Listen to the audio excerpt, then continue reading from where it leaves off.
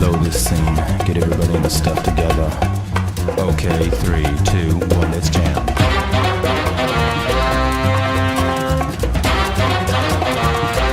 Jeff. It's about time we expose just why you should be banned from the crow masticators. Well, one more offense on your part and I might as well come down to whatever corrupted city-ass part of Tennessee you northerners lay and have your body floating down the fucking river. What Jeff seems to be too autistic to understand is how his actions, or in this case, speech, pertain to members of the same chat. More specifically, yelling about Monster Hunter while someone is mid-sentence. Imagine this, Jeffrey. You were telling me about the genius of They Might Be Giants or whatever schlock In the Aeroplane fans are into due to their obvious impaired hearing and mental capability. Imagine you, Jeffrey, were right there, mid-sentence, real excited about your idea, and then all of a sudden, Monster Hunter has things in it, and I'm not sure what those things are, but I can't properly articulate it because I'm too distracted by a fucking video game, but they're certainly there. How'd you feel? Would you feel the urge to mute that person? Is this action not incredibly selfish? Begging for attention when you don't even deserve it?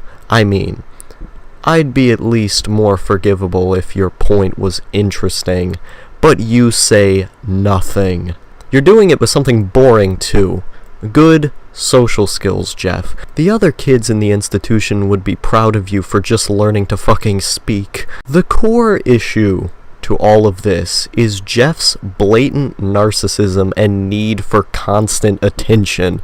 As a result, he goes so far as interrupting people mid-sentence at the top of his lungs with playing a video game. He wants to shift the conversation over to paying attention to him, but how you do that is by making people like you, not being a little bitch. You have to weave yourself into the existing conversation by making it relevant and letting the other person finish, by showing them respect and pretending to be interested in what they say. They then feel good about you as a person. Make sure to compliment them a lot. If they compliment you, shrug it off so they can repeat it again.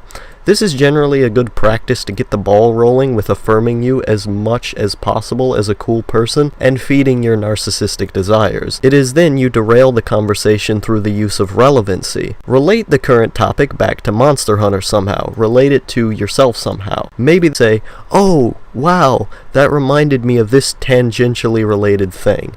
Anything is better than your blatant lack of social grace. If your desire is narcissistic, try harder to make people feed your narcissism. Of course, I should be expecting this from an inferior animal, lusting after women, respecting capitalism, living in the nigger part of Tennessee. And I hate it. And quit being a bitch. But Outlaw, it's not vaporwave if you just slow it down. Shut the fuck up before I beat you like I beat your mom! It's me, Nino. I'm getting infested by... Shut up, Jeff.